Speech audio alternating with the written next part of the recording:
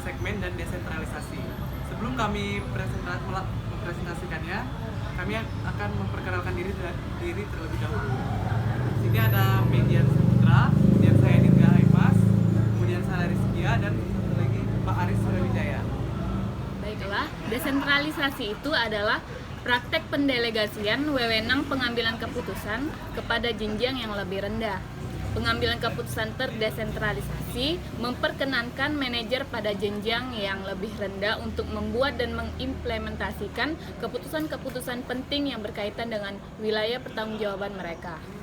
Nah, selanjutnya itu desentralisasi memiliki 4 kelemahan. Yang pertama itu manajer pada tingkat lebih rendah membuat keputusan-keputusan tanpa sepenuhnya memahami gambaran besar. Yang kedua itu di suatu organisasi yang betul-betul terdesentralisasi mungkin terjadi kurang koordinasi di antara manajer yang memiliki otonom. Ketiga itu manajer tingkat yang lebih rendah mungkin memiliki tujuan yang berbeda dari tujuan perusahaan secara keseluruhan. Dan yang keempat itu dalam suatu organisasi yang sangat terdesentralisasi, mungkin lebih sulit untuk secara efektif menyebarkan gagasan yang inovatif. Divisi dalam perusahaan desentralisasi itu dibagi menjadi 3 berdasarkan barang atau jasa yang diproduksi, menurut geografis dan jenis tanggung jawab. Selanjutnya saya akan membahas tentang divisi dalam perusahaan desentralisasi. Desentralisasi dan pelaporan segmen. Yang pertama itu desentralisasi yang efektif memiliki pelaporan segmen yang bertugas sebagai laporan tambahan pada laporan keuangan. Yang kedua, segmen adalah bagian dari aktivitas suatu organisasi di mana para manajer menginginkan data biaya dan laba dari organisasi tersebut. Yang ketiga, dengan adanya laporan segmen maka akan diketahui bagaimana kinerja dari masing-masing segmen usaha. Laporan segmen adalah laporan rugi laba untuk menyajikan informasi tentang laporan rugi laba untuk setiap segmen usaha. Selanjutnya, pusat pertanggungjawaban. Pusat pertanggungjawaban adalah setiap bagian dari setiap organisasi, manajernya memiliki kendali atas biaya, pendapatan, laba, dan investasi. Berikut ini saya akan menjelaskan tentang jenis utama pusat pertanggungjawaban. Yang pertama, pusat biaya atau cost center. Manajer bertanggung jawab hanya terhadap biaya. Selanjutnya, pusat pendapatan atau revenue center. Di sini manajernya bertanggung jawab terhadap penjualan. Selanjutnya yang ketiga, pusat laba atau profit center. Di sini manajernya bertanggung jawab terhadap penjualan dan biaya. Dan yang terakhir itu pusat investasi atau investment center. Manajernya bertanggung jawab terhadap penjualan, biaya, dan investasi modal. Pengukuran kinerja pusat investasi dengan menggunakan laporan laba rugi, variabel, dan absorpsi.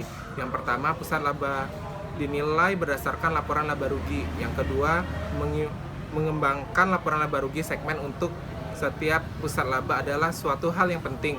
2 metode perhitungan laba yang telah dikembangkan yaitu berdasarkan perhitungan variabel dan berdasarkan biaya penuh dan absorpsi. Yang terakhir, keduanya merupakan metode perhitungan biaya yang berkaitan dengan cara menentukan biaya produk. Klasifikasi biaya sebagai biaya produk atau periode menurut perhitungan biaya variabel dan absorpsi. Yang pertama, biaya produk. Perhitungan biaya absorpsi itu menggunakan 1 bahan baku langsung, 2 tenaga kerja langsung, ketiga overhead variabel, dan yang terakhir overhead tetap. Yang kedua, perhitungan biaya variabel. Menghitung perhitungan biaya variabel itu menggunakan biaya bahan baku langsung, tenaga kerja langsung, dan overhead variabel. Biaya periode. Perhitungan biaya absorpsinya 1 menghitung beban penjualan, kedua beban administrasi. Menghitung biaya periode menggunakan perhitungan biaya variabel. Yang pertama itu menghitung biaya overhead tetap, beban penjualan, dan beban administrasi. Pengukuran kinerja pusat investasi dengan menggunakan ROI. ROI merupakan pengukuran kemampuan perusahaan secara keseluruhan di dalam menghasilkan keuntungan dengan jumlah keseluruhan aktiva yang tersedia dalam perusahaan. Pertama, pengembalian atas investasi ROI. ROI sama dengan laba operasi dibagi aktiva operasi rata-rata. Aktiva operasi bersih rata-rata adalah nilai buku bersih awal ditambah nilai buku bersih akhir dibagi 2. Yang kedua, margin dan perputaran. ROI sama dengan margin dikali perputaran, sama dengan laba operasi dibagi penjualan dikali penjualan dibagi aktiva operasi rata-rata. Laba residu dan kekurangan laba residu. Kelebihan laba residu yaitu mendorong para manajer untuk menerima proyek apapun yang menghasilkan tingkat di atas minimum. Yang kedua, mendorong orientasi jangka pendek.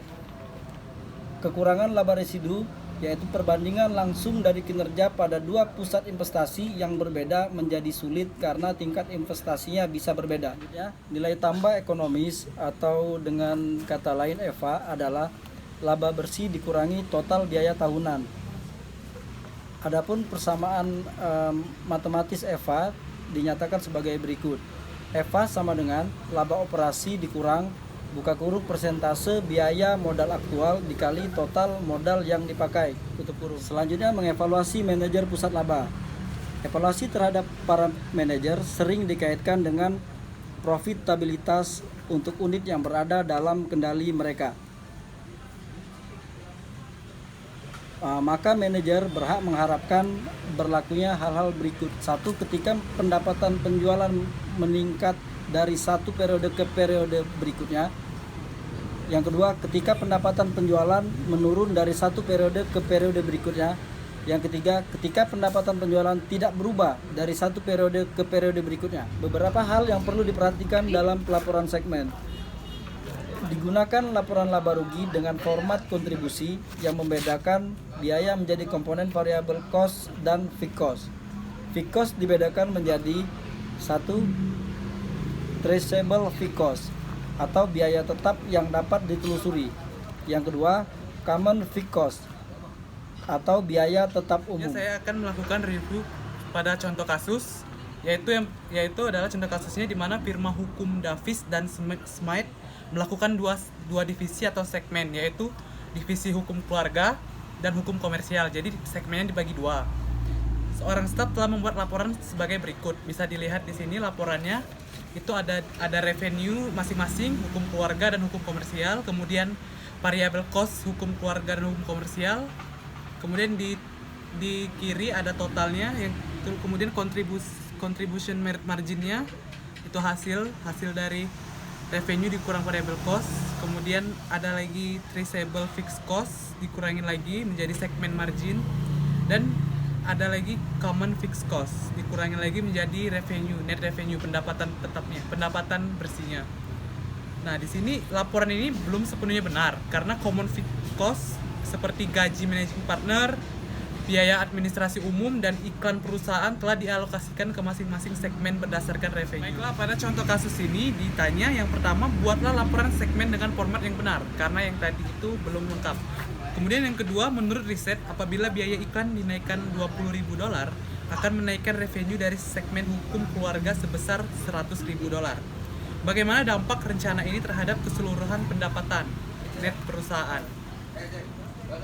Oke. Yang pertama itu segmen reportingnya, membuat laporan segmen dengan format yang benar. Di sini bisa kita lihat.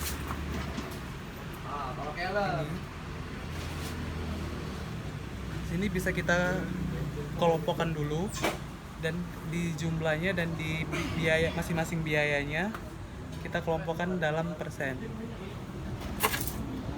Kemudian bisa dilihat di sini kita menghapus kita menghapus common fixed cost-nya yang ada di hukum keluarga dan hukum komersial karena kita gabungkan di common fixed cost-nya yang total. Jadi hasilnya seperti ini. Bisa dilihat sendiri.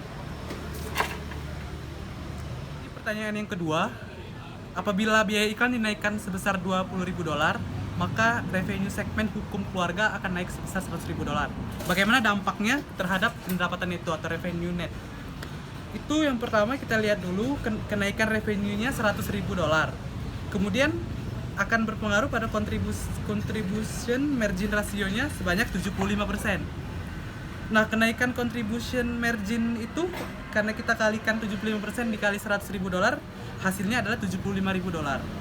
Kemudian kita kurangi lagi dengan kenaikan biaya iklan yaitu sebesar $20.000.